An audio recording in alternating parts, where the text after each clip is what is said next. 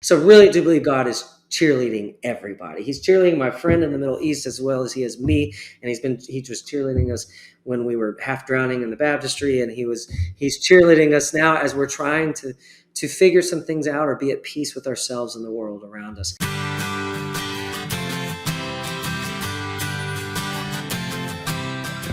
You are listening to the Christian Music Archive podcast, part of the New Release Today podcast network. I'm your host, Dave Maurer. Each week, I share stories about Christ, community, and music, chatting with musical guests who you will find listed on the pages of the Christian Music Archive. There are thousands of creative men and women who have helped shape the soundtrack of the Christian faith, and we get to hear their stories, learn about how Christ has made a difference in their life, and hopefully along the way, we'll learn how we can be a better part of our community. Hello, friends. Thanks for joining me for another episode of the Christian Music Archive podcast. Today I'm chatting with Andrew Greer, and you do not want to miss this exchange. We talked about the art of conversation, the importance of gratitude, and we took a deep dive into how we can be aware of God's presence. And I so enjoyed this conversation, and I can't wait to share it with you. But before we dive in, I wanted to bring you up to speed on a little situation facing the Christian Music Archive. Hopefully you know that the Christian Music Archive is a web page that has been documenting the history of Christian music. I've documented nearly 2,000 artists and more than 10,000 albums. In addition to this podcast, we have credits of artists from the beginnings of the Jesus movement through today. We also have our prayer ministry, where we are praying for the people who make the music we love. Plus, the site is also helping raise money to support Mercy Inc. and the work they are doing around the world. Since 1999, the Christian Music Archive has been a real labor of love for me. But last month, I was notified that the content management system that runs the webpage is coming to an end of life. In the web world, that's like Windows XP is no longer being supported by Microsoft. What that means is that I have to update the system. And without going into a lot of the details, the switch is going to cost a lot of money. I mean, like $10,000 lots of money. And for a project that I've paid for out of my own pocket for the last 20 years, that's a little bit overwhelming. Now, I tell you all of this not because I'm asking for money. Although, if you did want to support through patreon.com, I wouldn't turn it down. But what I'm asking is that you'll join me in praying about the future of the archive and all the things that we do. Pray that as I seek God's will, I will know if this is God's way of saying the usefulness of this project is done. Or pray that I'll understand how to move forward and to keep doing this, if that's indeed what God wants. Pray for wisdom as we look into the future of the Christian Music Archive. I would really appreciate any prayer support that you could provide to help me understand what we're supposed to do in this journey. I have just received an email from Doug Hoffman, the executive director at Mercy Inc. He has a weekly Zoom call with ministry leaders from around the world, and many of those countries are wrestling with the impact of the COVID virus. As you've no doubt heard, India has been especially hit hard with a variant that is causing extreme illness and many deaths. COVID is spreading rapidly and is viciously aggressive. Would you please join me in praying for Mercy Inc. and their partners as they are trying to help in these countries that are desperately in crisis? Pray for the children of parents who die because of this disease. Pray that believers will remain strong as a witness to God's love and care, even as they suffer and die. And pray for the Mercy team as they feel so helpless in this situation. Thank you for supporting Mercy Inc. through your prayers, as they are the hands and feet of Jesus in some of these countries that have been devastated by the pandemic. For more information about the ongoing crisis relief that Mercy Inc. is involved in, go to christianmusicarchive.com/mercy. And thanks for your prayerful care. If you are tuning into today's podcast because of my guest, I'd really be interested in knowing how you got to know Andrew Greer. Maybe you have been listening to his music. He's been making it since 2009. Or maybe you recognize him from the TV show Dinner Conversations with Mark Lowry and Andrew Greer. Or quite possibly, it could be that you've read one of the books or articles that he's written. Or maybe you're a listener to his podcast with Patsy Clairmont called Bridges. However you know Andrew, you no doubt realize how amazing he is. And when I got a chance to sit down and talk with Andrew, well, it just was something I had to jump at. And once we got started, it felt like two lifelong friends talking about the intricacies and complexities of life. Whatever the reason you are listening, I hope you enjoy our exchange as much as I did. So join me in welcoming to the Christian Music Archive podcast, Andrew Greer. Thank you very much, Dave. I'm thrilled to be here and be talking with you. Yeah, it's great to talk to a fellow interviewer. You have had a lot of interview experience with, let's see, dinner conversations with Mark Lowry. Uh-huh. You've got your podcast going on with Patsy Clairmont. You did a whole bunch of, and maybe you're still doing the features on film for CCM magazine. I mean, Yeah. I should be taking lessons from you. No, no. I think the key to any good interviewer is just an interest in people. I mean, it's kind of that basic, and an awareness of people around you and what's going on in their lives and intrigue about that. But it's funny because I never really formally prepared to be an interviewer. I don't have formal training in journalism, even though I love writing and have done some of that. But one day I was talking to my dad. I was kind of talking about the intrigue of how things had evolved into me doing more of that, doing more hosting, doing more interviewing. Yeah. And he said, "Well, I'm not surprised." And I said, "Really?" And he said, "No." He said that he remembers when I was growing up, there'd be certain concerts. I loved music of all sorts, and so Mm-hmm. there would be certain concerts where maybe they weren't popular with my peers or friend group, or maybe I was younger and they had to take me. But my parents loved music, and so they would go with me. And he said, invariably, you would find your way backstage or to the green room or something, even in some like pretty difficult to get to situations. And he said, what was interesting is you would come back, sometimes maybe having taken a photo with someone or whatever. But he said, more likely than not, you came back talking about the conversation y'all had, that you Mm. had questions for them. And so I guess in his perspective, it wasn't really that far of a cry that I would be doing that to some degree for my living. So, you know, Yeah, well, and you look at your music too, and your music, a lot of it is collaboration with other people. mhm. And I've kind of looked at you as kind of more than a journalist or a musician, but more a conductor of conversation, kind of like your dad has Ooh. said, facilitating different people and putting them together to make these conversations. So I like that picture. I like that conductor Greer. I like that. But some of that's probably because I'm a control freak, but people willingly come along, so that's their fault. But I think people are endlessly fascinating, and Yes.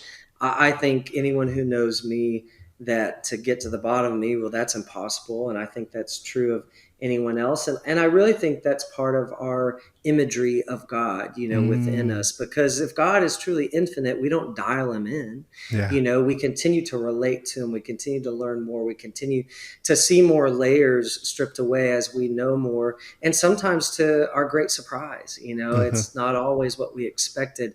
And isn't that kind of what keeps us lingering with each Yeah. other, and I think also with God? Well, I think there's a real value in sitting down and listening to somebody's story, but more than listening, interacting. And Yes. I think in this day and age right now, we don't do a lot of interacting. We do a lot of listening, and then and then now you listen to me. And Well, yeah, listen, vomit. Listen, vomit. I think that's what you mean. Yeah, we've produced a bit of a cultural norm, which this is, there may be positives to this as well as negatives, with everything, but where we do issue a lot of statements. And I say that because I don't think we're always trying to make this declarative thing. But when there's not an opportunity for crosstalk, when there's yeah, not an opportunity for a response, a real time interaction and engagement, like you're talking about, then it does become a little declarative. I mean, I have opinions, hmm, but when I submit those to the conversation with another person or a group of people, then that opinion will most likely be shaped, yeah, not maybe into something totally different, but it will evolve. My thinking will be challenged or tested in positive ways, that by the time I leave the room, I will have considered other perspectives outside of my own. yeah, And that then I think produces in us a generosity, a grace, an ability to allow people to be different and yet still see them as completely worthwhile and valuable. That they don't have to come to my side of the fence, if you will, to be of a certain worth, Do you think we've lost the art of truly listening? And I remember, I think in speech class or something, it was somebody was saying, if you're listening but you're in your mind thinking, okay, I've got to have an answer already, rather than just being, okay, pour into me and let's talk about the overflow of that pour.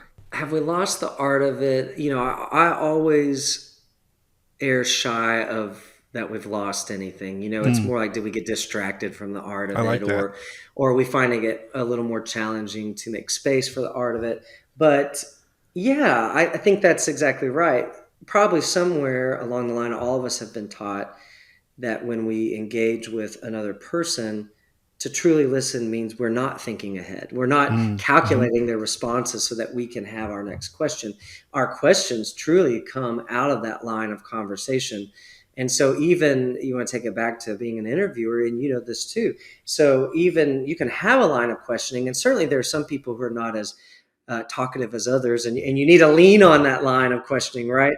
And so, it's good to be prepared, but the magic of conversation is that for good conversationalists or people who are really interested in being engaged in that moment, one question will prompt an entire conversation Yes. and could go in directions you never would have assumed or wondered. And it's very organic, and it also there tends to be something learned by it, where if I end up going through an entire interview or conversation based on how I saw it would happen, I'm not really learning. Maybe someone else will learn something they didn't know, but that's based on what I know. Yeah. But if it goes somewhere that I didn't expect, I'm learning something. Well, and I found my faith. I've been doing this podcast for a year now, and it's been a whole blast. I've Hmm. found that my faith has been challenged, and I've grown with thoughts that I never would have come up on my own. Just with that having space to listen and to go, hadn't thought of it that way. Yeah, well, Yeah, that's the beauty of community too, right? Is we prod each other forward.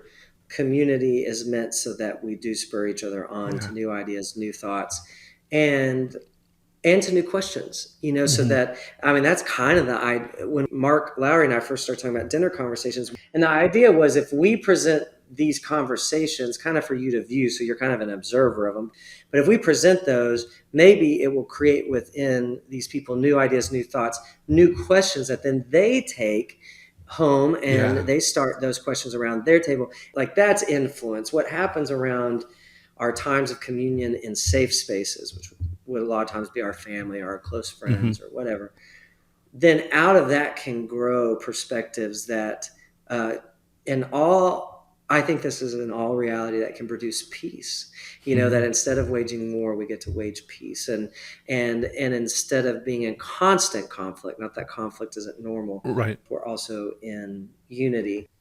Maybe what we have lost some of with our inability to listen as well as we used to, or as we could, then maybe we have lost a little bit of that perspective that produces grace. And so togetherness it's more difficult, you know. Yeah, and we need that togetherness more than ever now. It's not like we never needed it before, but I just think we've forgotten the importance of it. I think maybe that's the way to say it. Yeah, and or have diminished its importance at Hmm. times too. I think that's possible for us to have a hand in that.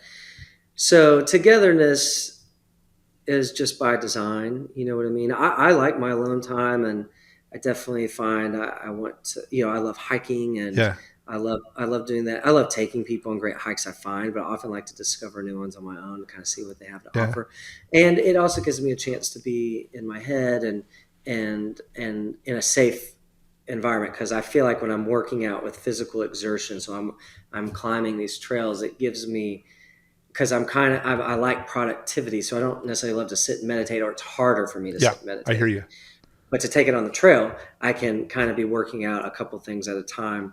So I think that then produces in me a better.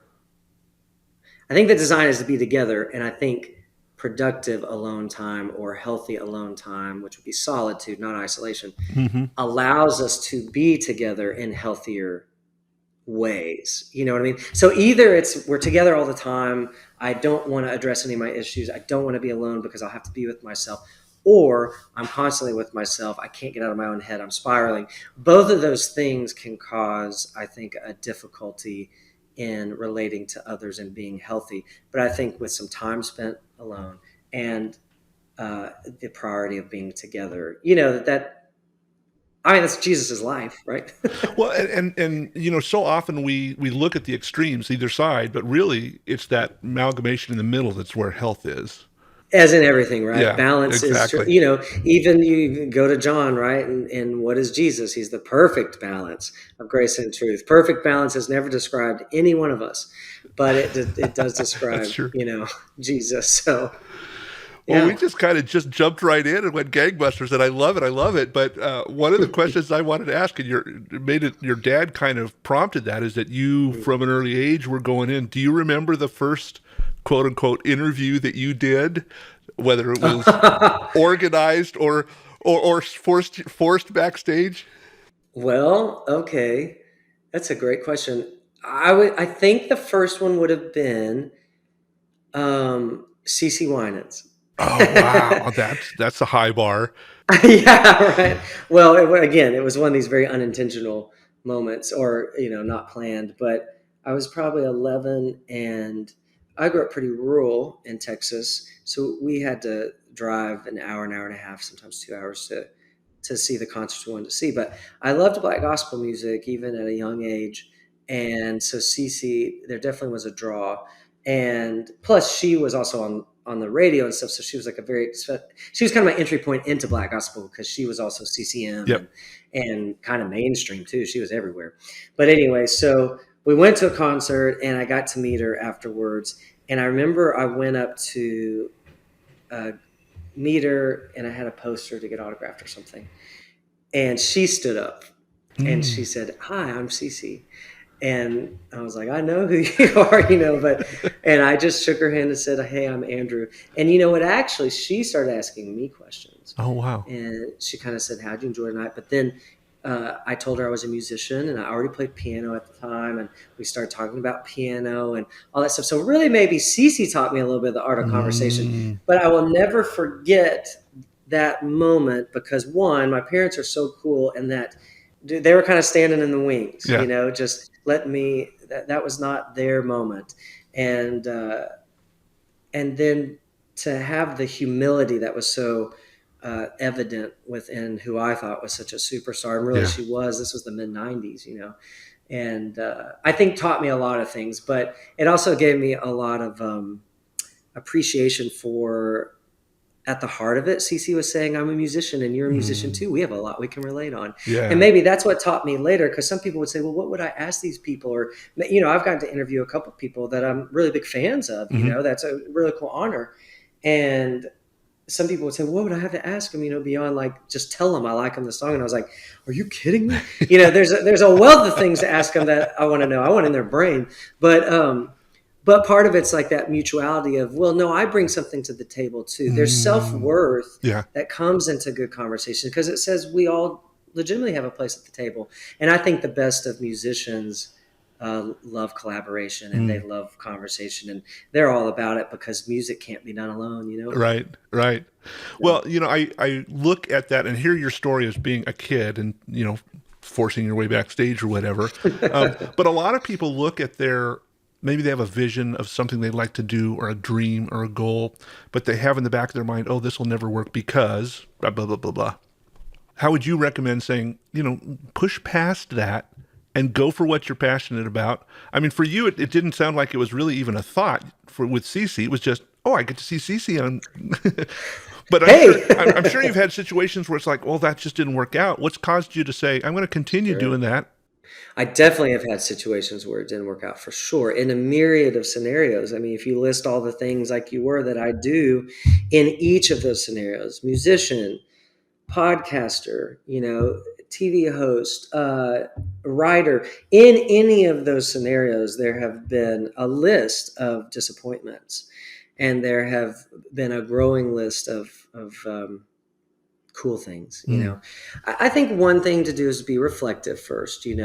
Um, it's so easy. The grass is greener, the comparison game. yeah. You can find a Wikipedia on anybody and figure out that they did this by this age and they did, half the times the birthdays aren't right. So whatever. So It's easy to do that, and I think that's where I definitely think comparison is where a lot of our self-doubt comes from. Hmm. I think that's right, or at least that's been true in my life. So to push past that can be the first thing, but to do that is to be reflective about even what are my goals. And so I may have dreams, but dreams are only hollow unless I understand some of my purpose and motivation Hmm. behind them. And I'm Hmm. not saying that always has to be the purest thing. It could be that I want to have great financial success, and I think I have the talent to do that. Well, whatever. Yeah. Just be honest with yourself about what it is that, and then it's just a building block, Hmm. because there's plenty of people. I remember Amy Grant saying one time that when she was getting in the middle of her heyday and she was getting so many calls to come do like a guest vocal on something, or would she be on a certain show or whatever. And she said she would kind of be in amazement when getting off the phone, be like, what was there, some kind of like bomb that destroyed all the female vocalists? I mean, like, I am not the greatest vocalist, you know Yeah. what I mean? Yeah. And so all of us are neither the greatest or the worst, Hmm. There's Hmm. sometimes some good self-assessment that can say, you know what, this may not be the strength that's going to take me to there, maybe this is. So flexibility for sure. But other than that, just, I think it's pretty narcissistic to some degree. That may feel a little harsh, to continue to wallow over your dreams. Hmm. I'd say get over yourself. Yeah. If you really desire and enjoy that, then take some time. Take a little personal retreat if you can afford that for a day or two, and start in a journal and build the building blocks. Okay, I'm here right now, but here's some things I would like to, where I'd like to be at, and what's the in between. Yeah. And the in between is going to take you so many places you never even thought anyway. Right. So Yep. so you don't have to worry about it going perfectly, because it's gonna explode in your face in some really beautiful ways and some really hard faces, and that's all part of the adventure. But I think overall, my parents set the precedent for my brothers and I, in that at the end of the day, it's pragmatic. If you have a certain skill set and that's feeding into a dream of yours, just back it out. Yeah. You know, how much do you need to make and to just live? And do I need to keep my expenses down so that I can struggle, quote unquote, a Mm. little Hmm. bit to get there? Because I think some people also get into a mortgage too soon. They're culturally influenced to, I didn't have a house note until a little later than some of my friends. You know why? Because I couldn't afford that liability. Yeah. I would have had to, eventually I would have worked my way into a job I didn't want to be in. Yeah. Instead, I decided to wait and work myself into the job I wanted to be in, and let that provide the things that Yeah. I needed at any given time. Well, and I've heard from several artists that I've talked to that we are created in the image of God. God is a creative God. Ergo, we are creative. That's And right. those thoughts and dreams that we have in our minds, who says they weren't put there? Who says God Sure. isn't saying, this is something I want to nudge you towards, and for you to set back and go, okay, now how can I get there? Mhm. What are the obstacles I can remove? What are the obstacles I'll need to work around? Through that process you just described, I think that is absolutely part of what God puts dreams in our minds for.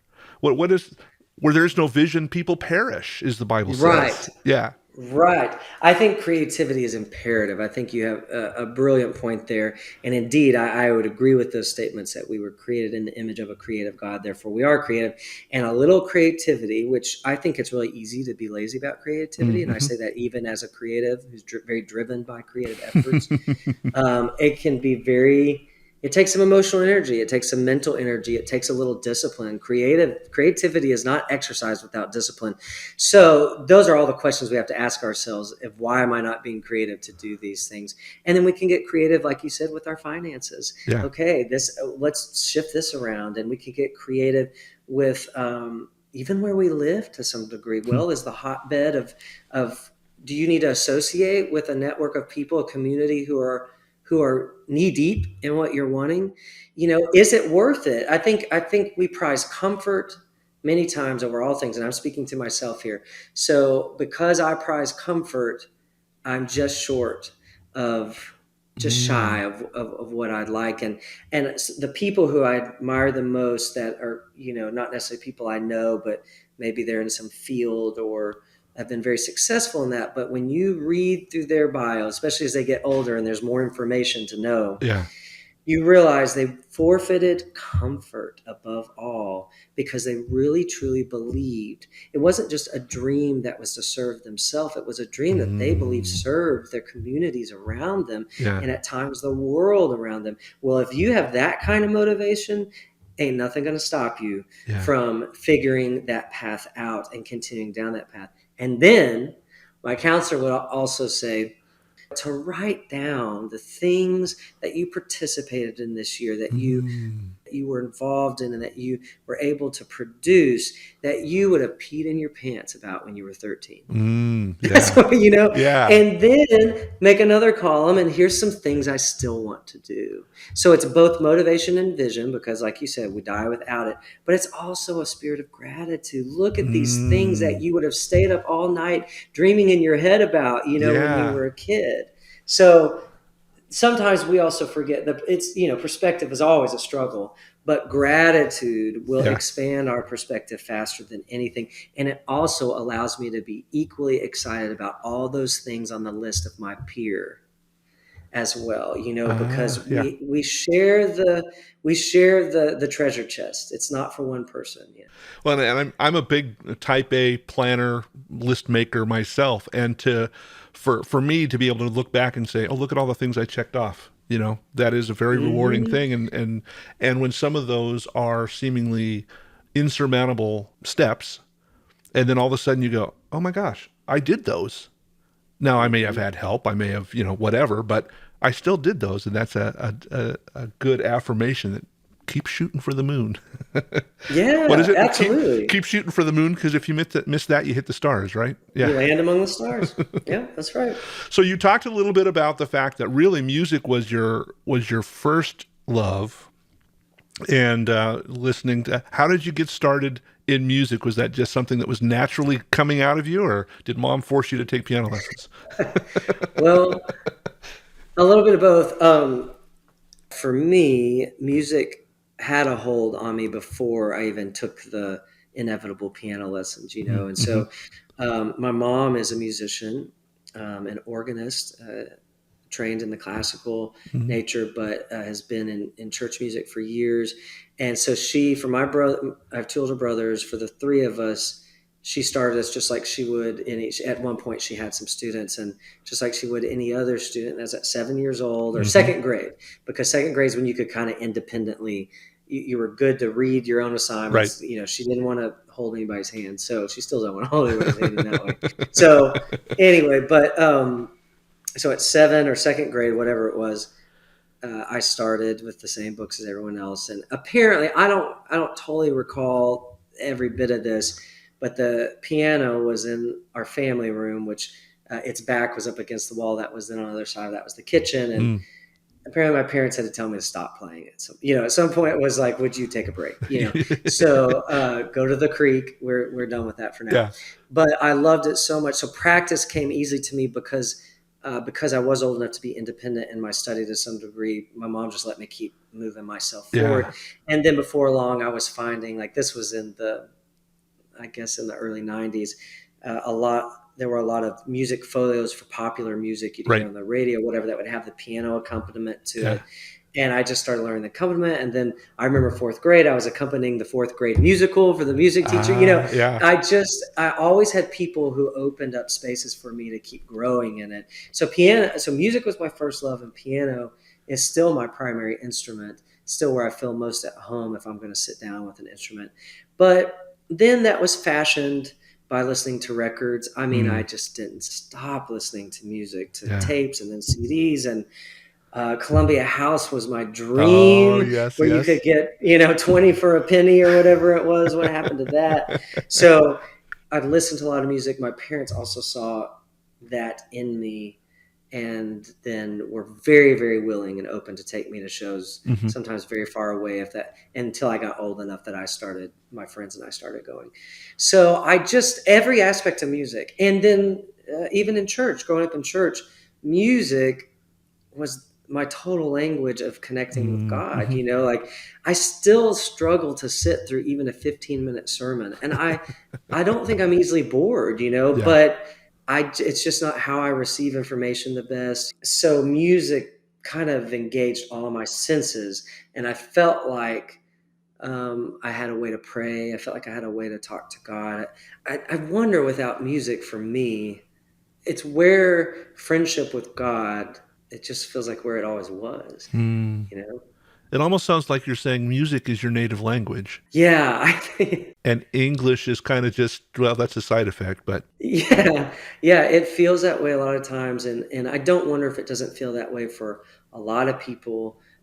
Sometimes I don't want, I wonder sometimes if when we're communing with God in the way as it was designed one day, if we won't be, I don't know, maybe we'll be singing to each other. I don't know. yeah. It's just, it's, you look at the world around us, and like you were talking about earlier, it's kind of challenging for us to be together right now, and over the past year and a half for Oh, sure. yeah. And yet music, you look around and it brings the people together, and Yeah. it does. And language is not a barrier when it comes to Yeah. music. Yeah. So it makes you wonder, it makes you think, and it certainly was why it was such a draw on me, and still is. Well, and the fact that music touches parts of your heart that visual or reading or hearing just spoken doesn't do. I was talking with Brian Dirksen, and he was talking about the first time that he realized his songs were being sung in other languages, and how moved he was to the fact that this was a message that God gave me, in some cases very intimate, very personal. And yet that song carried that message around the world, and it was being sung in underground churches in China, uh, Hmm. because it reached a way that a spoken word could not do. Hmm. And I often tell people, I can tell you Best Western's phone number because there was a jingle to it.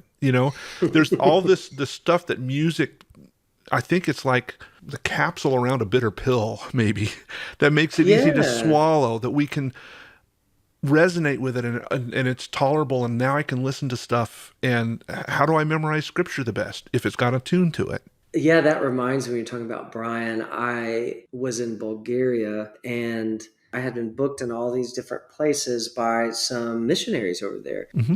I remember this one church, and I was playing and singing, and sometimes in this kind of song that has a little bit of a romp to it, I'll stomp the floor pretty hard, and it was a wooden floor, and I noticed it was hollow underneath there. It sounded hollow. And so I asked in between, of course, I had an interpreter who was helping with the storytelling. Sure. And I asked the audience, I said, I think this is hollow. Is there something under here? And one of them responded, who actually had attended that church a long time ago. A lot of them were from just all over the city, but said, yes, when we were in the kind of the trenches of communist rule, the way we worshiped was very much under control. We could come into Mm, some of these churches, but there was always police and all this stuff, and you couldn't say certain things, and you certainly couldn't baptize, and there yeah. wasn't freedom of expression in our worship. And so he said, underneath you is a baptistry. And he said, that's where we would come under the cover of night Oh, to wow. baptize people who were still having visions and dreams. And the that God was not silent Right. because communism was in control. Yeah. God is not silent in our world today just because culture at large is maybe not leaning towards Christianity. Yeah.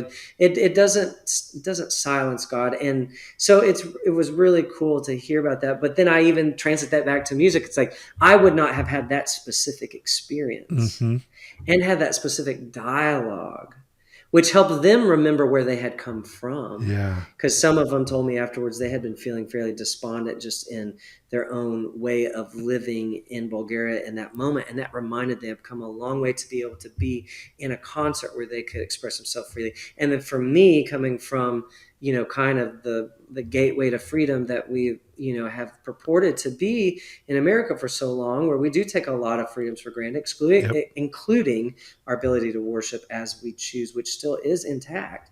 So then for me to remember that Yeah. God is not quiet when we're not free. It's a reminder that we are always free, which if we're always free, then I can live without fear. And if I can live without fear, then I Yes. can eliminate all the freak out I've had over the past year, you know? And music helps us remember. Yeah. Music gives us benchmarks and an anchor to remember the things we already know. Well, you have talked several times about your spiritual background and the fact that what you do is growing out of your faith in Christ. I love hearing people's testimonies about where Jesus became personal for them. I'm a missionary kid, preacher's kid, raised all my life. You know, this is what you're supposed to do. But it wasn't really until college or even a little bit after that that I realized, oh, this is a relationship between God and Dave. Mm-hmm. What was that? What was that experience for you? Well, it's an ongoing experience, Dave. Definitely ongoing. I was just having lunch with a friend talking about new things that we're learning and that I'm learning in my relationship with God. I was around 5 or 6 when, of course, grew up in the church. I had already been in church, Mm-hmm. since the nursery kind of thing. But I did have really great parents, and I was able to ask my dad. I do remember asking my dad questions about what kind of salvation meant, because I went to a Baptist church in Texas, so we definitely threw around saved a lot. Yep. Um, so I asked him about those things, and I did make a profession of faith when I was 6, and was baptized with a really close friend of mine who made a profession of faith. Walked the aisle Yeah. a couple weeks after me, and they asked us if we wanted to be baptized together. So that was the beginning of a more surface awareness, and understanding that there was something to be saved from, that Mm-hmm. there's ongoing, redemptive process happening in us. And but it's hard to totally indicate where it first started. That's a mystery to me, because I feel like I've been compelled towards Jesus. I don't know where that began. Mm. And in some ways, the good friend I was baptized with has gone through a pretty seismic shifts in his spirituality since then. We're in our late 30s now, so it's been 30 years since then. But he's gone through, self-proclaimed atheist, at some point agnostic, is on a very spiritual path right now, not sure where that leads him in another country. And so how is it that two people with similar upbringings and well, our parents weren't exactly the same, but still we had Sure. similar influences because we grew up in a smaller community, similar decision points, if you will, and then yet I keep being drawn. We both had equal heartaches. I've been a part of all his weddings, and so he's had heartache. Yeah. And I've had very, very distinctive heartache, and in many ways very private heartaches that would cause anyone to have to think through: who is God? Mm-hmm. Who am I? How does that all work out? What's the shtick? Yeah. Kind of thing. Yeah. And yet I'm completely drawn deeper and deeper into God, and I don't know where he'll end up yet, but he's drawn in other directions. Yeah. That's fascinating to me. What that says to me, Dave, is, and I think I think I'm saying my testimony. I do think this is it.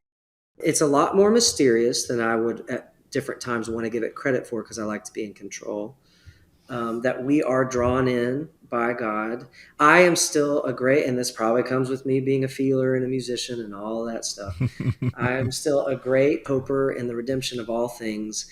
And I don't believe that diminishes my relationship with God or Jesus, Right. no matter how it works out. Right. I just, within me, is a cheerleader for all people, and I don't believe that comes from I don't think I put that there, Right. So really do believe God is cheerleading everybody. He's cheerleading my friend in the Middle East as well as he is me, and he was cheerleading us before we walked down the aisle. He was cheerleading us when we were half drowning in the baptistry, and he's cheerleading us now as we're trying to figure some things out or be at peace with ourselves and the world around us. So so I never want my experience with God. This goes back to what we were talking about in the beginning. I don't think God's ending anytime soon. Mm. So I don't think I have it dialed in. I am convinced that Jesus is the reconciler. of Yeah. my relationship with God. I'm convinced in the divinity of Jesus, and some of those basic tenets of faith are my tenets of my faith. But as far as my experience, which I believe that's testimony more than anyone can Mm-hmm. recite theology or Mm-hmm. doctrine, but my experience is still ongoing. And so we'll see how it pans out. Well, let me ask this part of it then. Yeah. You said you're convinced. How Mhm. did you become convinced? I mean, Yeah. I can be convinced that there's a state called Texas, but if I've never been there, how do I prove that? So Oh, there's a bunch of Texans who'll prove it for you. my wife is one of them. How did you become convinced that Jesus is the reconciler, that God is chasing you? Yeah. What does that look like? I don't know. That's a bit mysterious too, but there have been benchmarks. I think whenever I've submitted myself, whenever I've offered myself up in the most humility I could muster to say, all right, God, who are you? What's the deal? Are you, all those honest questions. And I had a period of that in my early 20s, and I actually went out to Wyoming for a little stretch of time and did a lot of backpacking and hiking. And after just some real kind of poignant heartbreak, and that was my question is, or it was probably more of a statement. It was probably more of a Hmm. Facebook post to God. It was like, it was, I'm open, so whatever, Yeah, and it wasn't a passive whatever. It was just, all right, I'm open to receiving. I'm open to knowing more. There were some very distinctive ways, and nature is a great draw on me absolutely. too. Yeah, So there were some very distinctive ways in nature that I could explain, and I won't for time's sake, that where the friendship of God, which I guess scripture has helped me identify that as Jesus, but the friendship of God was so palpable, hmm, you know, and it was through, I mean, there's stuff that would be so hippie like, but also very natural, just hmm, natural earth stuff, and I remember I'll tell you one experience. I remember one time this river I went to every day to just wade in. It was the beginning of summer at this point, and so the ice melt from the mountains was making the rivers really full and swollen, and in some places really dangerous, but this one was really great. And it's coming down. It was really controlled, but it was just strong all day long. Every day yeah, it was cold, right? So icy yeah, cold. And I would wade out there with my chacos and my shorts just to feel the water against my skin and my calves, and just kind of feel some pressure from outside of me that felt like, okay, things work and move, because yeah. nothing was working inside me at that point in time. And so I'd go out there every day, and then I'd usually like sit on this kind of pebbly little shore to dry off and stuff. And I'd just be thinking, and there was this deer that came out of the woods that was wounded, and I don't know from what, Yeah. and sat down, I mean, 10 feet from me, Mm, and just tended to its own wounds. And to me, I know that sounds all hippy dippy, but I was open, yeah. and I was seeking. And I feel like in very subtle ways, you can browbeat someone with the Bible all day long, and they're not going to, that is not going to express the friendship of God to Yeah. them. That may, over time, the Bible opened up on a willing lap, may start to express and clarify Yeah. some of who God is. But things like that um, can be very particular, Yeah. very individual. So there were some things like that, and then some things that were more monumental and would be more easier for you and someone else to be like, oh yeah, that's A and B and connect, and it's not Yeah. just my mind playing tricks on me. But then you go back to scripture, which I've always had a love for scripture, which I think part is a love for poetry and music. Hmm. And when you see the prophecies and they are prophesying about this iteration of God, Jesus, who is um, wonderful counselor, all that. Uh, One translation even says master of wholeness. oh, I love You that. know, That's beautiful. yeah. And then he talked about um, how identified man of sorrows. A translation also translates man of sorrows as grief's patient friend, Right. you know? Yeah. So those things then begin to go, oh, wait, this is resonating in places. Okay, what I felt when I was in this situation or scenario, when I was seeking God, now resonates with some of what I'm seeing on the page. And it's, I guess, just a little too hard to deny at some point. Yeah. I've never been a great denier. I've not tried to like, I don't think it's that hard to believe in God, to be really truthful. Now, I think you can believe in God for a lot of different reasons in a lot of different ways, but I don't think that's that hard. So maybe it was easier for me than it is someone else, you know? Well, you talk about the physical nature of God's reaching out, and I have part of my lament has been, God, if we're created in your image and touch is so important to me, why don't you touch me? And Mm. I've shouted that at God sometimes. And I remember going through a very difficult period of time. I happened to be sitting in church and I was just bawling, Lord, I need you to touch me. And I had a warm wind come across me that I could not explain. Hmm. And it wasn't in my mind. It wasn't, it was a legitimate wind. Now, truth be told, a couple of weeks later, I realized somebody had opened the church in the window and it was a wind blowing through the air, right? But that was a very real answer to God saying, I hear Uh-huh. you. You need that physical, personal touch. And now, almost every time I go to the beach and the wind's blowing, I just laugh because it's, okay, God, you're touching me, you know? Yeah, But that yeah. sometimes it's those very personal experiences, like the deer tending its wound just right there, that Hmm. touch us in ways that we would never be able to articulate. Yeah, and you know, I think the only requirement, if you will, for experiencing those things is openness. So I think Mm-hmm. sometimes when we're not as open, we're a little bit more cynical about those things in other people's lives. But if I'm open, I'm not cynical at all about the supernatural, you know. And Yeah. my mom, who's extremely pragmatic in a lot of ways, she's also just really great and sweet. But I remember one time I was explaining to her, connecting some dots for the first time, and what I feel like was really a deliverance in this one moment from a very oppressive situation. And we didn't grow up charismatic or anything like that. I Mm-hmm. mean, words like deliverance and oppressive were not Right. spoken. Right. But this is what these were the real descriptors, you know. And I was explaining them to her later, and she kind of said, she was like, "Well, yeah, don't you think there's a spiritual realm or whatever?" I was like, well, yeah, I do, but I don't think about you even like thinking about that. And, you Yeah. know, and it's so practical in many ways that actually it takes more energy, in my opinion, in my experience, it takes more energy to defy or to deny or to resist our spiritual nature, which is our connection with God. It takes more to do that than it does to just receive it. So I Yeah. think that's why a lot of people are angsty sometimes when they're, or when I've been angsty before in my kind of, when I've been pushing God back is really what it is. It's Mm-hmm. maybe me saying, well, he hasn't showed himself to me or he hasn't done this or that.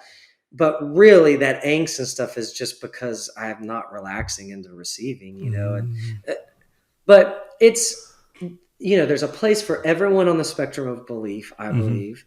I hope that church is always a place. I'm kind of experiencing this right now of can church really be not just a fellowship of believers, but can it be an open table for everyone? And if not, maybe that's not church's design. Maybe church's design is for the fellowship of committed believers.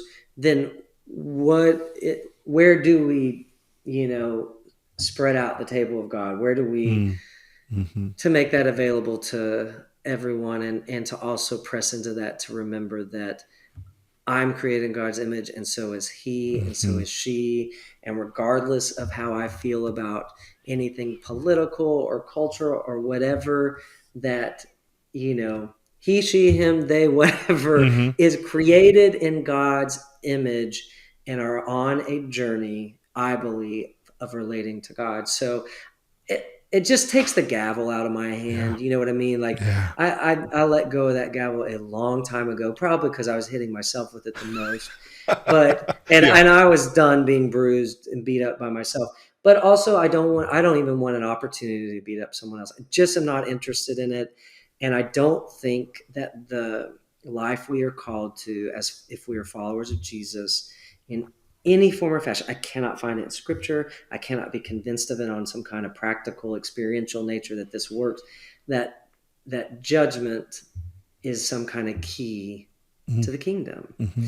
It's just not. So I let go of that, and it's made myself. I'm more peaceful with myself now too. Isn't that an interesting byproduct? Well, and to take your statement a step further, there's the scripture, and I'm terrible with references, but God is not wanting anyone to To perish. perish. And we've all been built, like you said, in His image, and that image is to be in a relationship with Him. And so, yeah, I'm thinking that we as believers have done a real disservice to people around us by saying you have to look and act like me, because we probably don't look and act like God anyway. So, Yeah.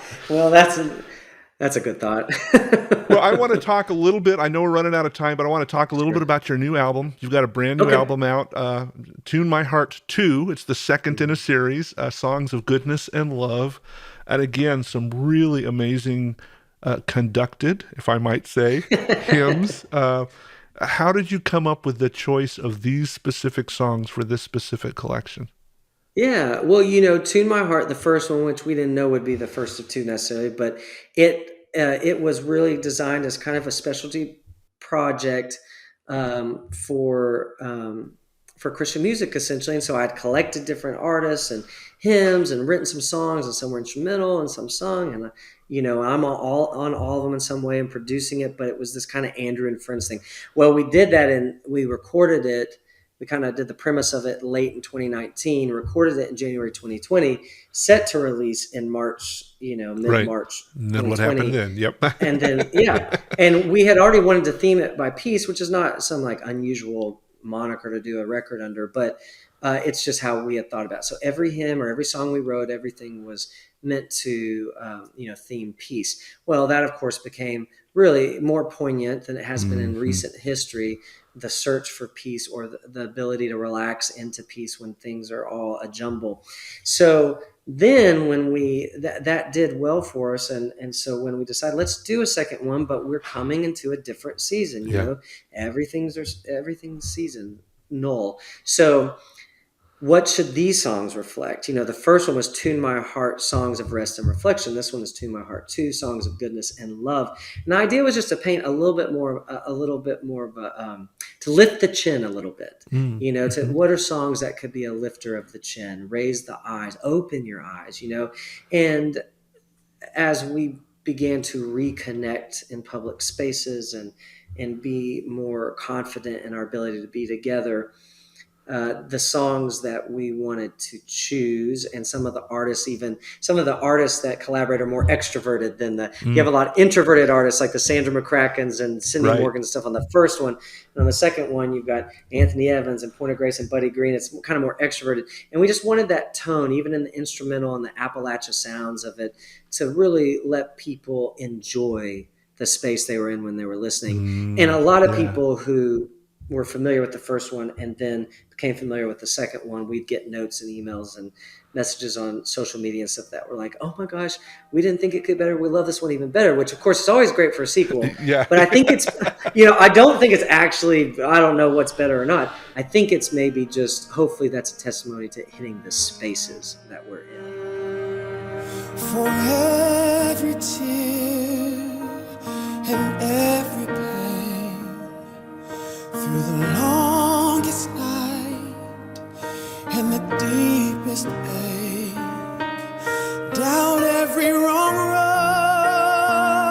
I have walked a few, but I have seen what love can do. For every heart afraid to be, every soul that's worn and weak, I've seen life break in two, but I have seen what love can do. Through the waves on the wildest seas, calm the storm in the heart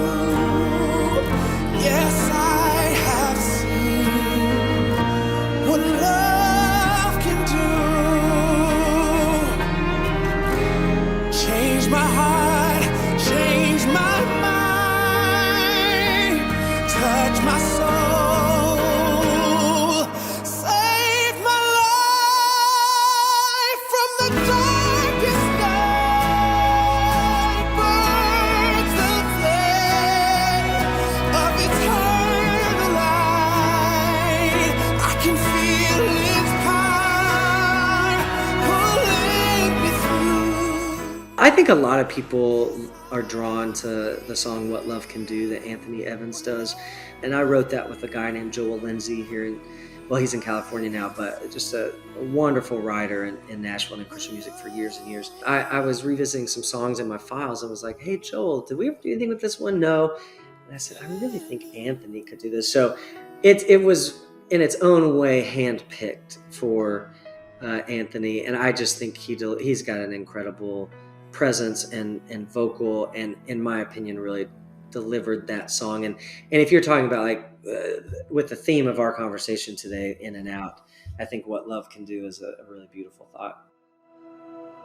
When peace like a river attendeth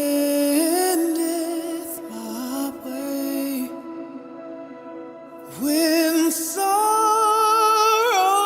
like sea billows roll, whatever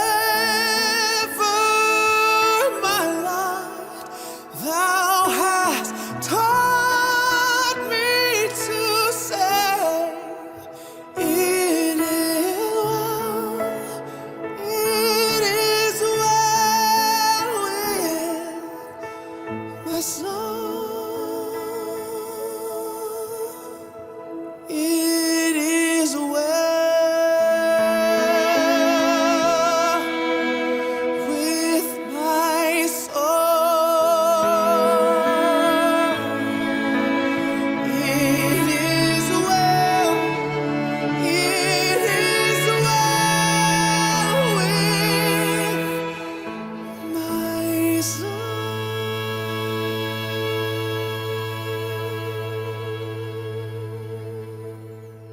Well, Andrew, I close every conversation that I have with every Saturday, we send out a prayer newsletter asking folks to pray for the artists that are making the soundtrack of our lives. How can we specifically be praying for you in the weeks and months coming up ahead? Yeah, I think for maybe just spiritual groundedness. I'm going through a period of that's a very gracious period, but of finding a community, a fellowship that's closer to where I live now, but I have some feelings about how I want to enter into a new fellowship, and of course we all have our laundry list of wants, and that will never be satisfied. But so maybe just a continual openness to that and spiritual groundedness in it, because I am a feeler like many artistic types, and it can be easy to get off base a little bit, and that's okay, I think. But I really want this to be a season of kind of spiritual renewal, refreshment, and learn some more things,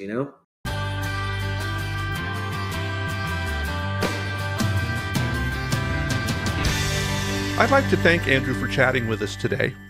Usually when I wrap up a podcast, it's pretty simple for me to come up with a recap that highlights the important themes that we talked about. But today's a little bit tougher for me because there's just so much good stuff. Do I talk about the importance of gratitude and how being grateful expands our perspectives? Or maybe I should talk about how God speaks to us individually in unique and personal ways when we intentionally make space to spend time with Him. Or maybe I should focus on the art of communication and how we haven't lost our ability to communicate, but maybe we've forgotten to hone those skills and use them in the community where we live. I could probably wax eloquently on any of those topics, or at least I think I could. But the thing that I keep coming back to is the phrase that Andrew used, that God is cheerleading us. I've been very aware lately of people who are struggling to come up with how they understand God. I've personally been wrestling with some pretty big decisions around the future of this podcast and the website. My church has been trying to figure out what it means to be the body of Christ during a significant resurgence of the Delta variation of the COVID virus. All of these decisions and seeking and trying to understand, well, that's a lot of work. But the thing I keep coming back to is the fact that God wants to wrestle through this with us. He wants us to succeed in our relationship with Him and with our neighbors, and He longs for us to be made whole and complete in Him. I don't pretend to have all the answers. In fact, the further down life's journey I move, I realize I have fewer answers than I thought I did. But I can really take comfort in the words of Jesus in John 16. Jesus is preparing to leave his disciples and ascend to heaven, and he asks, "Do you finally believe? The time is coming. Actually, it's here now when you will be scattered. But I'm not alone because the Father is with me." He goes on to say, "I've told you all of this so that you will have peace in me. Here on earth, you will have tough and sorrowful times. But take heart, I've already overcome the world." How's that for being a cheerleader? It's like Jesus is saying, there's going to be some tough times ahead, but I'm right here with you. In fact, I've already beat the system, and I know how to do this. So hang with me, and we'll get through this together. I like the picture of Jesus as my cheerleader, wanting the best for me. I like knowing that Jesus is my comforter, encourager, and counselor. And maybe as we learn from God how he's our cheerleader, well, maybe we can be that kind of cheerleader to those in our community and the people around us. As always, thanks for joining me for this conversation today. I am grateful that we get to spend this time together each week hearing stories of God's amazing faithfulness. As a regular listener to this podcast, would you mind taking a few minutes and rating it on your favorite podcast app? Reviews and ratings really help spread the word so that other folks can hear about these great conversations. And if you have comments or questions for me, please feel free to drop me a message on any of the social media platforms. You can find me on Facebook, Instagram, Twitter, and Patreon by searching for @CCMExchange. Or you can always drop me an email on the website christianmusicarchive.com. I'm really looking forward to our time together next week when I have another great conversation with one of the musicians you'll find on the pages of the Christian Music Archive. So until then, remember this: God loves you. In fact, he's crazy about you.